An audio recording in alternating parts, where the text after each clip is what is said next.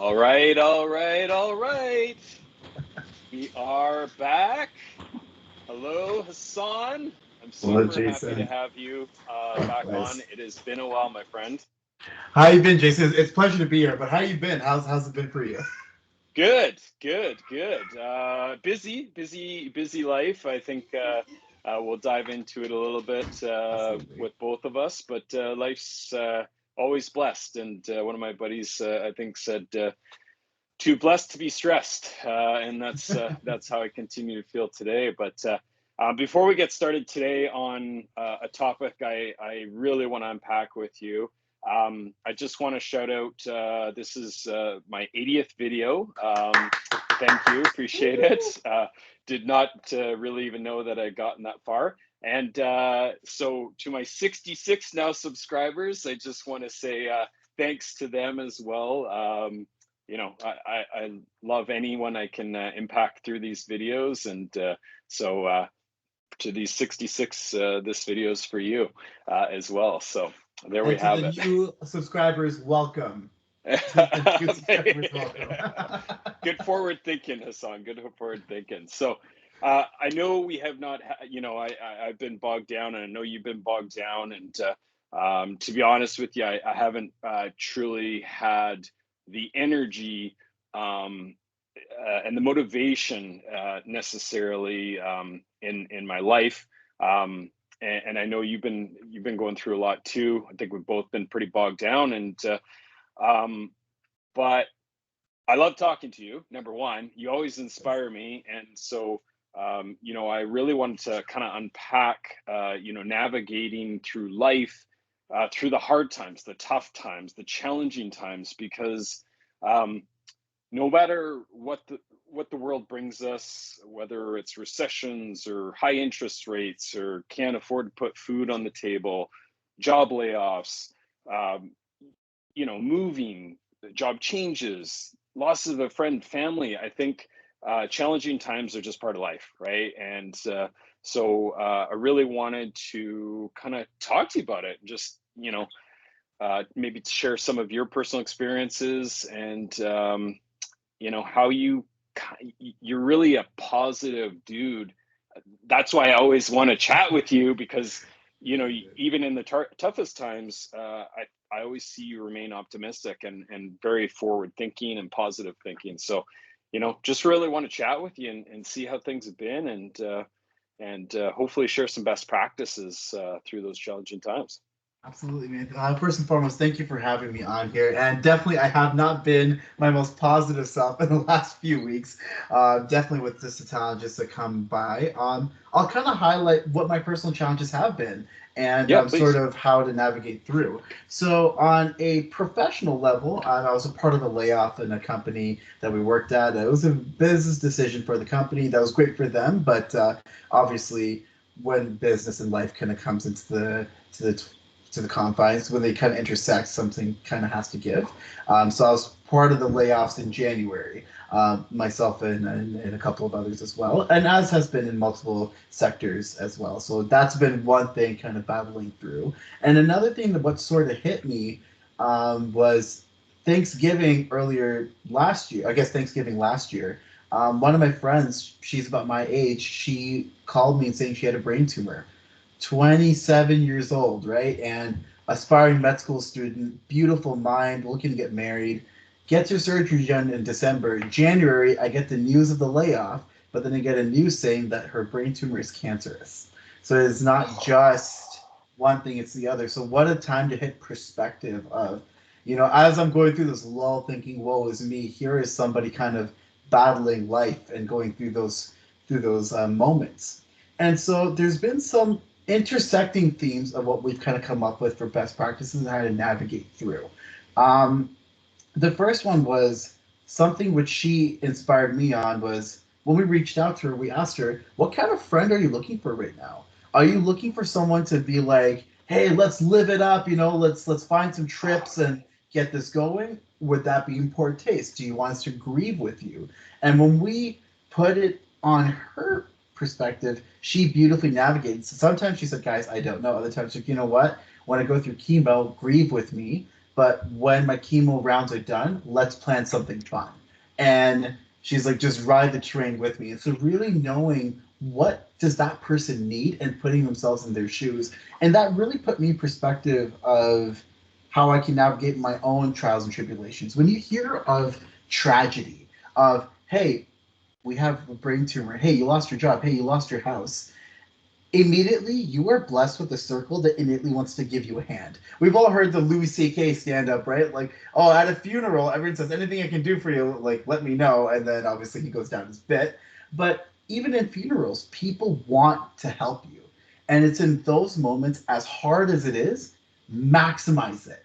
Like, know what you need and take them on it. You know, my friend, when she was going through it, she immediately said, hey guys, you know what? I can't cook. Can we get a meal train going?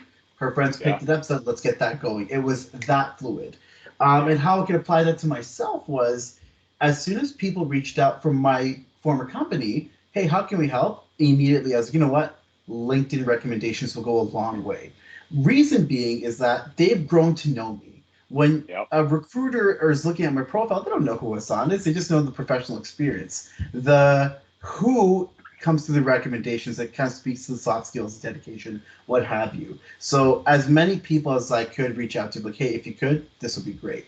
And for those who did, great. And for those who got busy, thank you for the intention to reach out, because even that does help. It really does, knowing that people have this innate desire to be there for you and not kick you when you're down.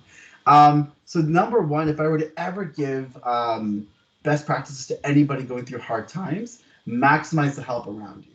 Number two, this doesn't apply to all circumstances, especially with my friend with the brain tumor, but listening to all advice, because sometimes advice isn't really there. But if I were to pull back and make this a professional conversation, listen to all advice, but take only what's beneficial.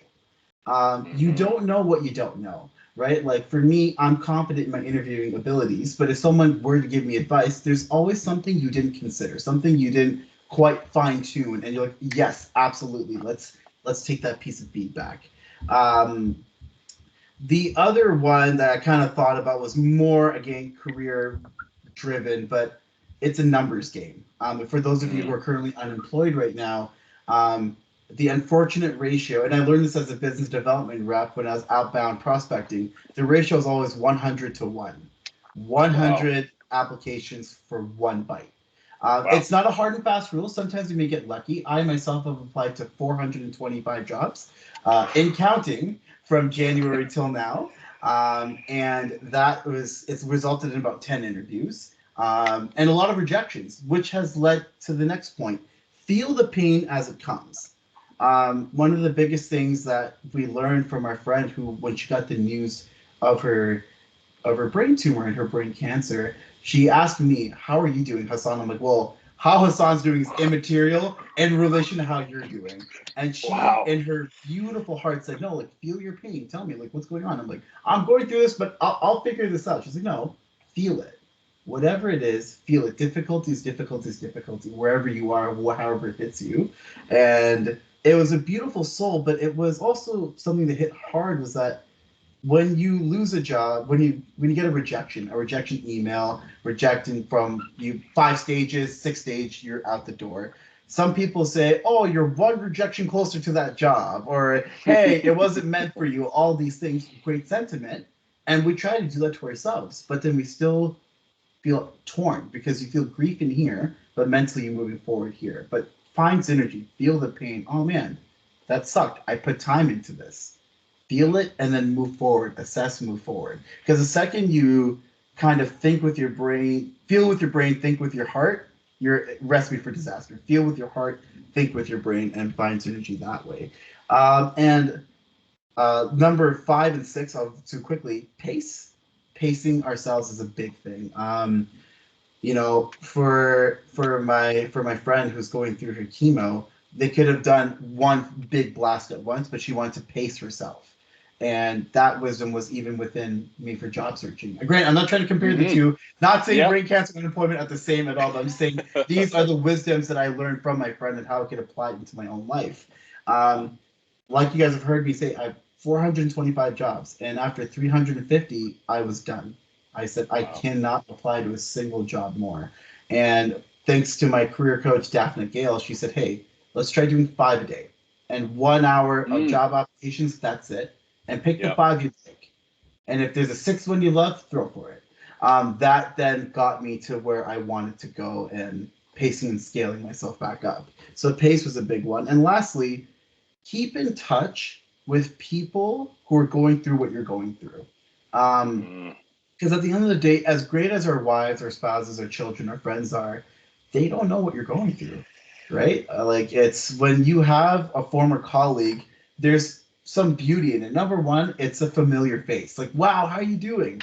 It's a moment for you to crib about your former company. Like, oh, can you believe this? Yeah, it's some form of ground. But then there's also the realness that comes after because yeah. they're also got families they're looking after. They've got their internal self worth they're checking, right? Some people are like, are we in the wrong career? It was great for this company, my role, but what do I do now? I've been in this niche specialty for so long. Do I change? Am I old enough to do this now? Like, as soon as you leave university, age starts to play this factor in your brain. I need to have X amount of experience by 30. Holy crap, now I'm 30. Like, can I go back and do something different? And we all hear these stories on LinkedIn. Oh yeah, Colonel Sanders found KFC in 65, but it feels like such a far away thing. It's like, man, I don't want to wait till 65 to figure out No what it is, right? way. I'm figured out Too late. now.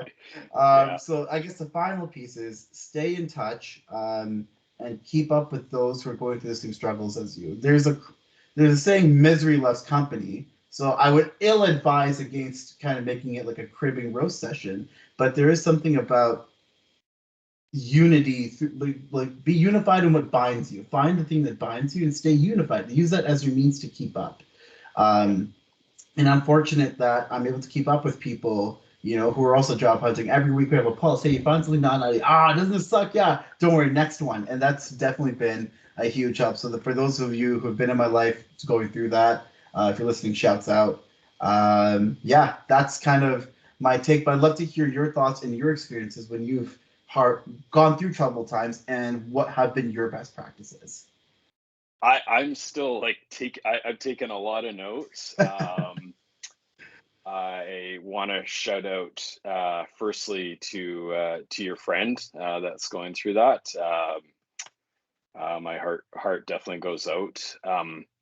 But in also saying that, what an amazing friend to turn it around, even though they're the ones that are going through this hard, like really really hard time, um, to turn it around and ask about you and how and give you guidance through it. I think that's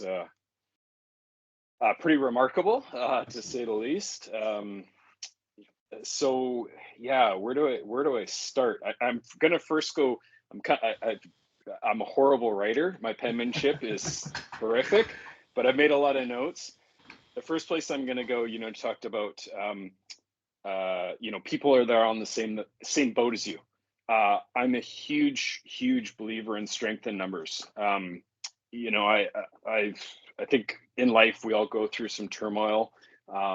Some of the greatest losses in my life, my priority was like get to a group that is in the same boat as me as fast as possible, right? Like, so if it's something with a friend or a family, it's like those that knew them get together, like be together, because I think you're absolutely right. Like, like losing a job, you don't want to talk to someone that's still rolling in their job and everything's heave ho. Like, it might be okay, but like inadvertently, it might kind of sting a little bit. So just finding people that are going through the same things, I think there is strength in numbers, for sure. Um, I also, I think, talking about how people want to help, um, I want to unpack that just a little bit further on how to accept it, because, when bad things happen, people, like, let's say there's a fire that wipes out a town, or someone's going through cancer, right? And they can't, figure out how to feed their family. People rise to that occasion. You see it all the time through GoFundMe's, and stuff like that. It's like this person's got this horrible experience, and so I think as someone that's not going through the hard times, and maybe you don't even touch it, I often feel that people want to help, but they don't know how necessarily. And so it's usually dollar signs. And, dollar signs certainly do come in handy, depending on the scenario, but they don't always fix it, right? And so, I think it's like, as the giver of trying to help, I think we often struggle because we don't know how. So if there's donation to make, it's like, I'll do that because I don't know however to help. But part of the reason I want to ask you is like, I've been through, I've watched people go through hard times, and whether it's personal or work or whatever, I often find that I try to give, in any which way I can, whether it's just to lend an ear, financially, whatever it might be. Um, I often hit roadblocks, right? And so, um, to me, it sounds like you've actually, and even when I put myself in the victim seat, I feel like I might be like, I don't know, man. Like, I don't know how you can help me. So just like, thanks, appreciate it. So I'd really like to understand how you kind of opened that door to say, yes, like, I do need help. Um, so I'd love to hear your thoughts on that. For sure. I'll talk it on two fronts, personal and sort of from the receiver and the giver. Hmm. For myself, it was ego death for me as the victim Mm. because I have gone through 4 layoffs in 4 years. I kid you not. 2020, I got married and I got a job at a retail store, and Yep. then in Ontario, the store shut down. Layoff number one. Layoff number Wow. two, I joined a tech startup company. 3 months in, they restructured. I was out. Then I got a job at a contract company, and then I was blessed with the news that my wife was pregnant, needed something full time. Got the full time permanent job. 3 months later, their series investment funding didn't come in. Laid off. I was the last one in, first one out. Now the most recent company. So in the last 4 years, you learn a thing or two, right? Like when this came around, I was okay. Here's the cadence. So number one, the first 2 times I wanted to be on my own, just isolated, don't touch me, don't talk to me. Yeah. You don't know what I'm going. And there's a sense of humiliation, shame that comes through, but I had to kind of give that away. I was like, you know what, man? No one is reaching out to me to make fun of me. No one's reaching out to me to kick me when I'm down. Mm. People are reaching out because they care. And there's a finite time that they care the most, right? Because eventually, at Mm. some point, they get busy, whatever. When they first hear the news, their schedule's clear for Yes. you. That schedule Yes. is clear. That's yours. What will you do with that time?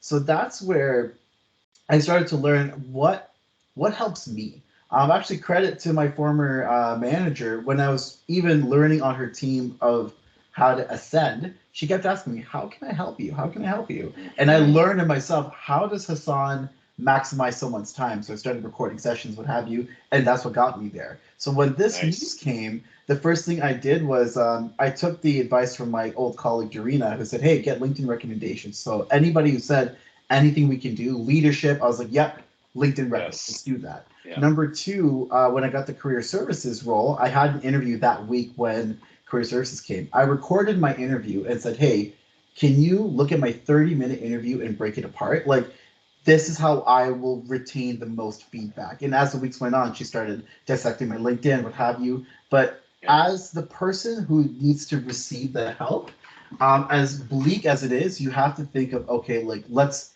action orient and mourn later. It's kind of like somebody in your family passed away. Yes, you have to grieve, but plan the funeral, bury the body, and then mourn. Like you have to Hmm. get some Yeah. steps going through. So number Yeah. one, step out of your own way. Number two, maximize it. And number three, if you don't know, this is where it goes on the giver side. Um, for yourself, let's say you're a manager and someone you cared about on your team was impacted by a layoff. So you reach out to them and say, "Hey, what can I do to help?" They say, "I don't know." That's where you as a manager can maximize what does Jason have to give. As a Got giver, it. the biggest thing you can ever give someone is time.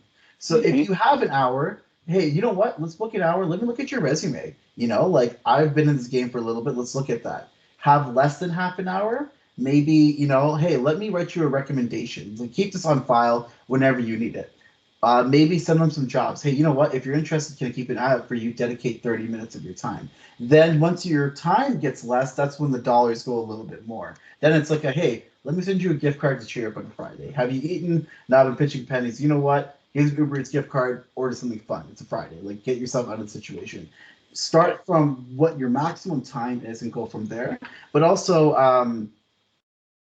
think for that person. Like, for example, for my friend who's going through the brain tumor, she was like, I can't even cook. So her friends picked up and said, let's do a meal train, right? Like, Love it. seeing what their deficiencies are, what they can't think for Yeah, themselves, and go from there. that's Yeah, cool. that's what I would do. And even you're a well dressed guy, you're a sharp guy. So if you have some young gentlemen on your team who are like, hey man, I'm laid off, it's like, hey, do you have a tie? Let's get you a tie. Let's get you interview prep, like anything to that effect. Because I'll tell you this much, and all praises to Agnes Roeder on this. I will name drop till the day I die. The most simple thing that she did was a week after my layoff, she asked me, "How are you doing? How goes it?" That was more than enough. It's as the giver, do small things in a big way. Knowing somebody cared enough to reach out to you, that goes the longest ways. Because when you're laid off, you feel abandoned, you feel left to the Yes. side, and you're like, does anybody care? And 2 weeks later, if someone reaches out to you, that elevates you. Oh, I'm Mm, great. How are you? Like, even if you have stuff going on at work, that goes the longest of ways. So know what your time is to give. Presence over presents, like yes. cash, Yeah, and that's what I would do. And yeah, that's kind of that's how I cool. go about it. I feel like I talk about like people have a native genius, and so and I think this goes to work and personal stuff. Like as a giver now, as we're talking, I'm like, oh man, yeah, like um maybe my strength is prepping for an interview, or is being prepared for the interview, or doing a mock interview, let's say that as an example. um, Being able to give that to someone, um, personal wise, right? Like prime example, the person is going through X and they're not a great cook. My native genius is being a great cook. I can, it's not, but I could craft dinner. Anybody? Always, always. Right? Um, but you know, I think for givers, I think if we look within ourselves to go, okay, like where can I bring value to someone else that needs help, and Absolutely. identify, like same kind of thing, like you bring up, a death in the family. It's like if your native genius is being really, really good at organizing and getting shit done, you know, through tasks and boom, boom, boom, boom, boom. This person that's dealing with the grieving process of losing their husband or their spouse or whoever, you're like, give me that. Let me make the phone calls. Let me get this done. Right. I think that's pretty cool. Now, I think for you, going through, I didn't know you had gone through 4 layoffs. So I don't want to call you a seasoned vet, but I do want to say, like, I talked recently about change, right? Like, it's the same thing when you go through it once, like that must have been a steamroller, like freaking Mack truck just hit you in the face. Um, Although not ideal to get laid off the second time, it becomes a little bit more like I've been here before. Third time, fourth time, okay, hopefully never again in your life. Okay, let's be clear here. But I think experience in anything makes you more prepared for those tough times. So again, like death in the family, I've unfortunately gone through consistent death in my family and my friends, and through it, it's not that I'm insensitive or I just hide my emotions or whatever. It's just like, okay, I've been here before. I know what I need to do for people around me first. I like to give first because that lets me not think about what's actually happened, and how can I help others? How can I help others? How can I help others? And then get to I think you mentioned it too, like you get to a zone of, okay, now I can grieve. Now this is me time. I've helped all these other people out, but I'm really good at X, Y, and Z to get all these other people through their challenging moments. And then I find my own space to grieve as well. So, as much as losing jobs or losing people in life is crap and it sucks, I think the more times we go through it, the more prepared we are, the more able we are to support as givers, but then also the one that's going through it. I think maybe we become more open to know how to handle people offering. So Absolutely. yeah, I think that's as we're going through this, obviously it's not this is a one and done, hit record and go, but you know my mind is opening up as we're having this conversation. This is why I love having conversations with you. But yeah, that's really really cool. I think there's lots to be gained on both sides through this conversation. Absolutely, man. And to your point, as veteran as you are, sometimes you still feel your feels, right? Like you Hmm. could lose five friends, but the second you lose your mom or dad, like even though you've been through five funerals already, that one kind of cuts the deepest. And I'll say this much: my most recent layoff kind of hurts the most because I cared the most, and that's Hmm. okay too. Yeah. Many people I find in my situation can get jaded and say, "Oh, like I'm never gonna give my all into anything again." It's like no, like you loved your job. Like your job hurts for the reason that, like the first time I was laid off, I didn't necessarily feel the most pain because I didn't really care. It was a job. I didn't care for it, right? Yeah. Like there, as much as it was grief of like, man, I gotta look for something. There's a sense of relief of thank God that's over. But this is a little bit different because I cared. And it's Yeah. weird, man. I catch myself at like 3 a.m. sometimes, just like thinking about the next project at work, and I'm looking at like the website, and I'm thinking because I can't let go. Part of me just it's wired in to think. I remember I was telling you in one of our earlier podcasts where there's one project I was working on, but it took 4 days and three showers because even while I'm showering, I'm thinking about it. Like I'm eating, I'm sleeping. It's yeah, I ate bread and slept it, and so as much as there's can be grief and anger, there's also a joy that thank God I cared about something to feel the Yeah. pain that I do, and looking forward to caring about the next thing. Obviously, keeping your eyes open of like look out for yourself, look out for your family. That's always number one. But don't be shy to care. Don't be shy to Yeah. put yourself back out there. But definitely, just on the final point of veterancy in grief, sometimes as much as you may go through something, just to people, not even to you, but to people kind of listening, it's okay to feel it. It's okay to cry. Man, I've gone through this 4 times. Why does it hurt the fourth time? Because you cared. And each time's a Hmm. different time. It was a different stage. My first layoff, I was engaged. The second one, I was married. The third one, I was about to have a kid. Now I have a kid, right? Each one has its own grief that comes through. And who knows, right? Like, and I pray there isn't another one, but if there's another one, it could be three kids. I don't know, right? Whenever it is, it goes the way it goes. I do want Yeah. to turn around and ask you, you've been in this situation as well before, where you've worked in a company, then kind of divisions change, you're packaged up, you move forward. How did you deal with that? Because when a company comes down to say we're moving on to a different thing, they package you out and then you move internally.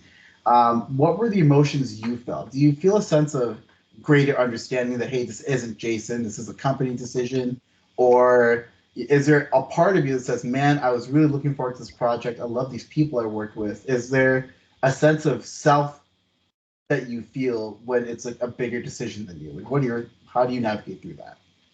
Yeah. Um, yeah, it's happened a couple times, and it's upon me now. I don't take it personal at all.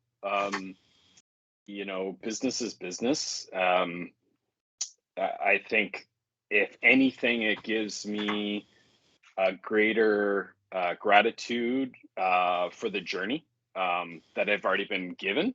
I'm often one to be like, I'm a glass half full kind of guy, as you know, but um, yeah, I just don't take it personal, and I kind of start to, I basically, certainly get my feels, but I do kind of look at myself and go, okay, what could I have done differently? How could I have done things better?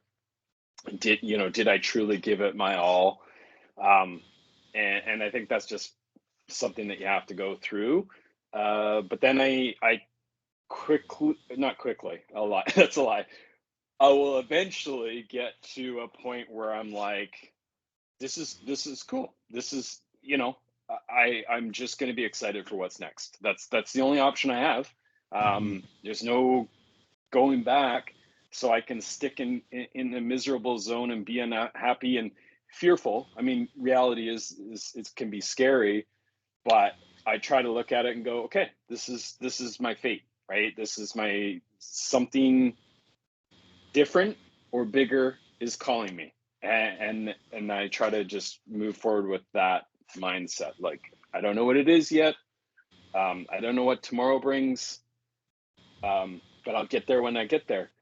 Because I also want to touch back on another point that you brought up with perspective, right? Like, you gave just the perfect example. Here you lose your job, and in Hassan's world, like, maybe life is over, right? Like, some people might feel like my world just crumbled in on me, like my job is my everything and life as I know it is over.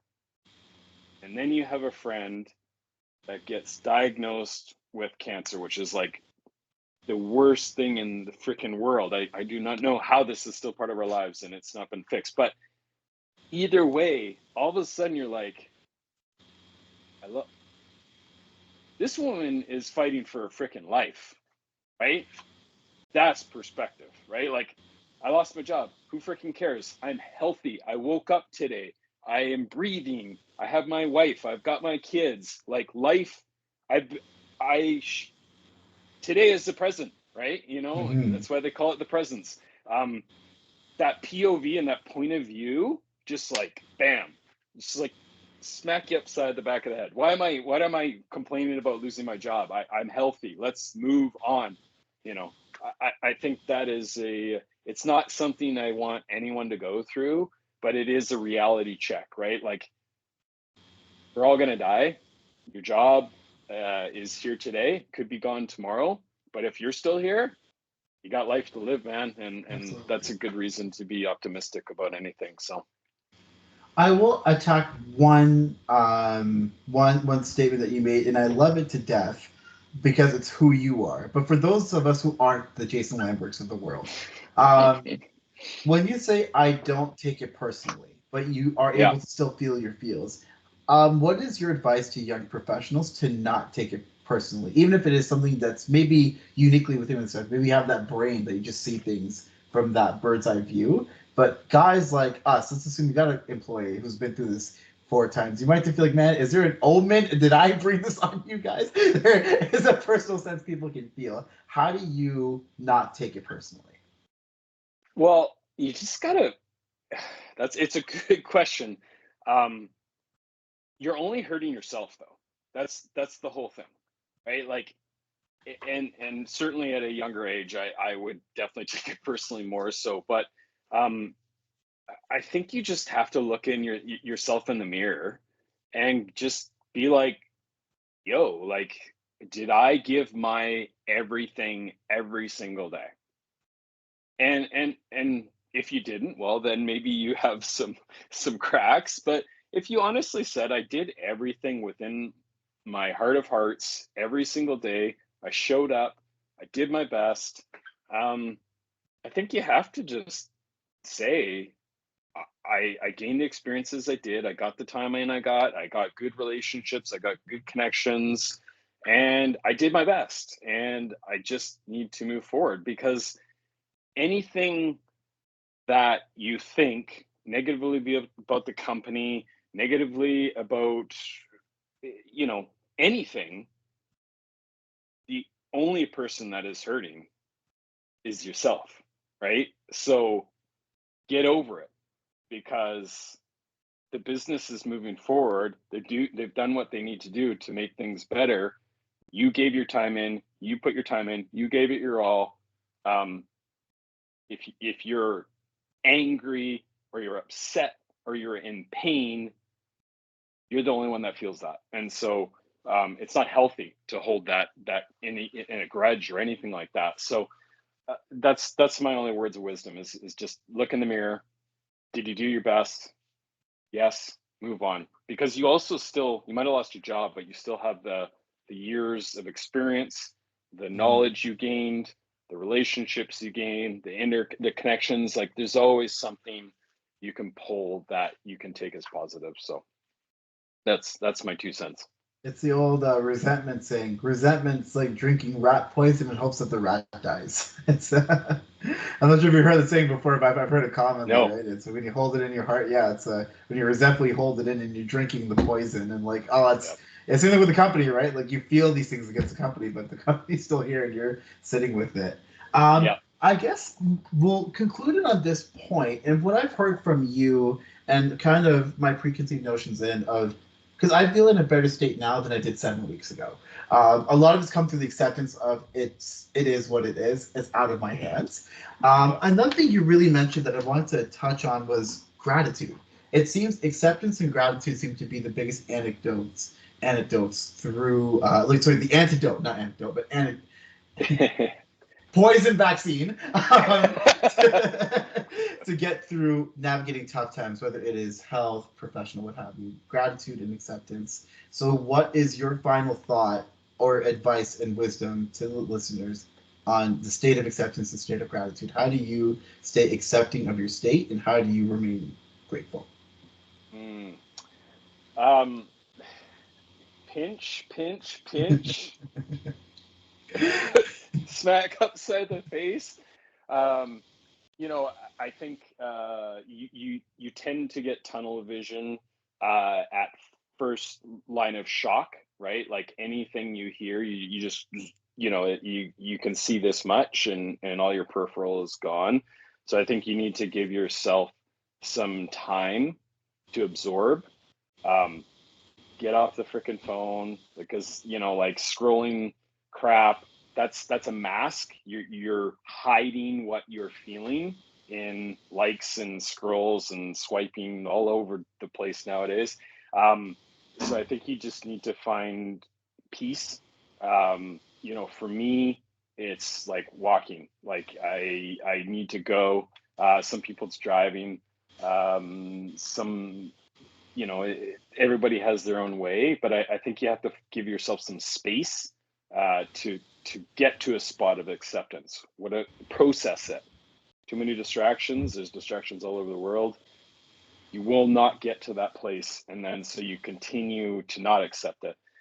Gratitude. I think it's easy to say it. I think it's hard to breathe it and believe it. It comes with practice, right? Like again, it might be morbid, but if I woke up that day, I should be grateful, right? Because no day is promised, and so um, that's I mean, what are you complaining about if you're dead? You got there's it For doesn't matter sure. your bills, your house, your job, none of it matters. You're dead. More realistically, I think you just got to find the small things, right? Like maybe it is your health. Maybe, it's your spouse. Your spouse is always there supporting you through these tough times. Like, be grateful for that. We're gifted with so many things in life, but often we take it for granted. And so it's just about, okay, map it out on a piece of paper. What am I grateful for today? I woke up, my Beautiful. friends and family. I've got a roof over my head, you know, and list those down. And I guarantee you, every single person in this world hopefully has something to be grateful for. And just keep that in your mind versus the negative thing that's trying to pull you down. Just make this more positive. When the negatives come up, go back to those pointers. What are you grateful for? And it becomes muscle memory, and makes it easier moving forward. So It's beautiful, man.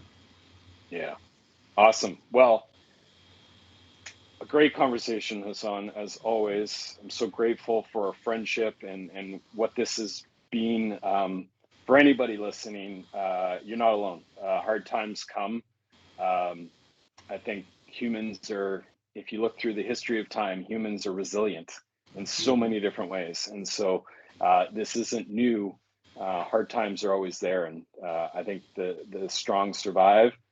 There's strength in numbers. Hassan, you gave a boatload of amazing points. Pacing, feel the pain when it comes, keeping in touch with those in similar spots. I mean, my I'm gonna have to re-listen to this because there's a lot of great pointers for a lot of people out there. So I appreciate you. I appreciate the time, and look forward to our next conversation. Absolutely. Honestly, Jason, thank you for this, and thank you for bringing me on, especially the 80th episode as well. This is a huge milestone, and can't wait to see more and more of your thoughts because I know I've benefited from them as a listener and off the camera and on. So seriously, thank you for this. This, from my heart of hearts, has made me feel great. So thank you for having me Thank on. you. Thank you, Hassan.